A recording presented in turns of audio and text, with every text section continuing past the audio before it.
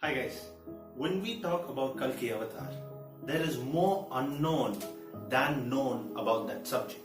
Now the reason I say this because it is during the Kali Yuga, it is mentioned that the Kalki avatar is going to make an appearance and instill righteousness back to the world once again. But how do we understand who are the people who are on the right track and who are the people who are on the wrong track in the eyes of Kalki? Now in this video we're going to be defining two things. Who is Kalki and how is that impact going to affect each and every one of us, and whether we are on the right side or whether we are on the wrong side of Kalki. Now starting with, who is Kalki really? Is it a person, or is it a force, or is it something that is beyond a human experience? I would say a mixture of two and three. It is a force and beyond a human experience. Now, when we take a look at the scientific forces, they say that there is electromagnetic force, there is gravitational force, there is strong nuclear force and weak nuclear force. But you see, the fifth force, that is more unknown. And scientists have always been confused in trying to figure out whether the fifth force is a positive one or a negative one.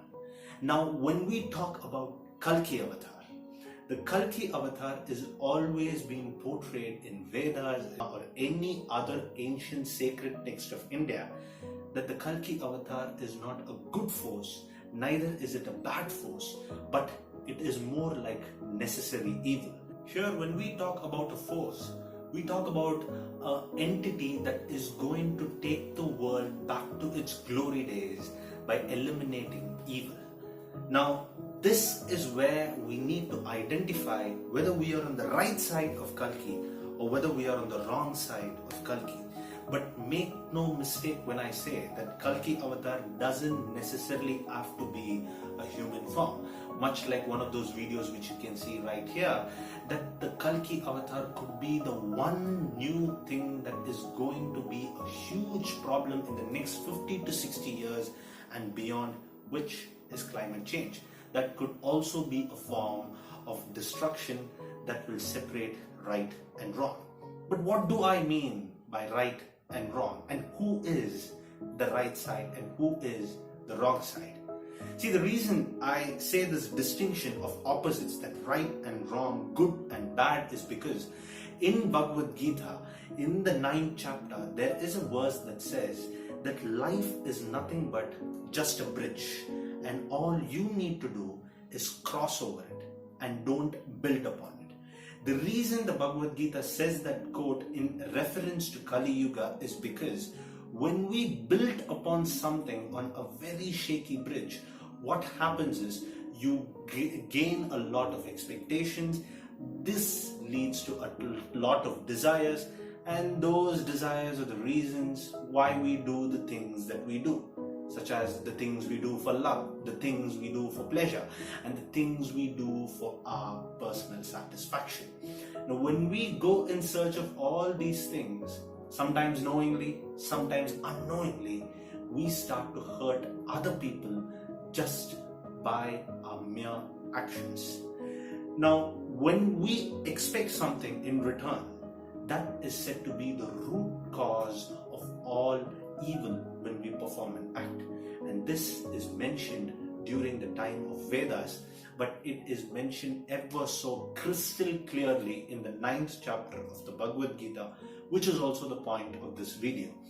Now, when we take a look at Vedas, the Bhagavad Gita quotes that every ritualistic portion that is mentioned in the Vedas is performed for an expectation of a return. That you are going to perform all these pujas with the intent that you will transcend to heaven at one point. Second, you are going to do each and every act with an expectation of a better return, or as they say in the modern world, some return on investment for the money spent or for the time and work put into such an act. So therefore, every act that we do in this world, when we do it with an expectation, we tend to fall on the wrong side of nature, thereby the wrong side of Kalki. But when we perform every work with a sense of detachment, when we perform every work without any expectations, that aligns with the message of Bhagavad Gita, thereby aligning with what the Kalki avatar is destined to do in this world, which is nothing but restoring justice back to the world and eliminating all evil. Now, this is the reason why the Bhagavad Gita and the Vedas in some way too is instilling us with the teaching that we should perform with an act of detachment. And the reason being, only then we'll be on the right side of the plane when the superior force does arrive to this particular planet. Now, as I mentioned at the start of the video, the scientific forces. Similarly, when we talk about the Vedic forces such as earth, water, air, sky and fire, all these elements were considered the supreme force back then. It's still considered the supreme force and will forever be considered the supreme force because it is above the human capability and the human ability to perform any task. Now, the reason why the Kalki avatar's presence is crucial is it is mentioned as a force that will have all these other external forces together and in its control, because only then we would be able to get rid of evil and work towards upholding the justice of this universe.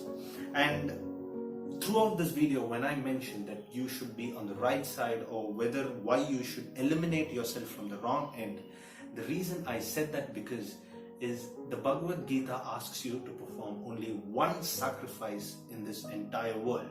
You don't need to do any pujas, you don't need to do any rituals, but just one simple sacrifice that you have to perform, and that is eliminate your ego and desire. If you do just that, then no matter any criteria of destruction that is going to come towards the world or going to happen in the world, it is not going to affect such an individual. That is the law of universe, that is the law of nature and the law of karma, and this is what is mentioned in chapter 9 in the Bhagavad Gita. And that's the wrap for this particular episode. I hope you guys enjoyed this video. If you did, do give it a thumbs up, and you can also go and check out the videos at the end of this video so that you can see more videos on Kalki Avatar. And as always, thank you for watching, and I will see you guys in the next episode.